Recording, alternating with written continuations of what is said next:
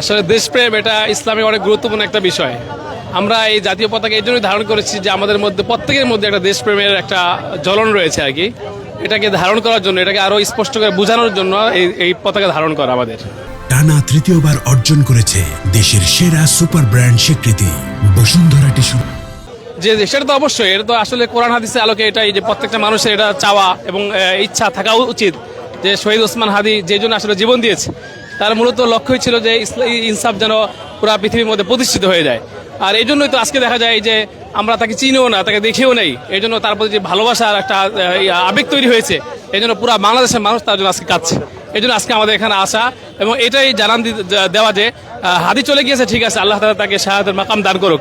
আমাদের প্রত্যেকটা মানুষ এটাই এরকম মৃত্যু হওয়া উচিত যে আমরা ইনশাল্লাহ আল্লাহর জন্য ইনসাফ প্রতিষ্ঠার জন্য আমরা ইনশাল্লাহ জীবন দিতে প্রস্তুত রয়েছি। আসলে হাদি তো হাদিই ছিল, তার বিকল্প হয়তো আমরা পাবো না, কিন্তু এরকম যে চেতনা তিনি তৈরি করে গিয়েছিলেন, ঘরে ঘরে ইনশাল্লাহ লাখ হাদি তৈরি হবে ইনশাআল্লাহ।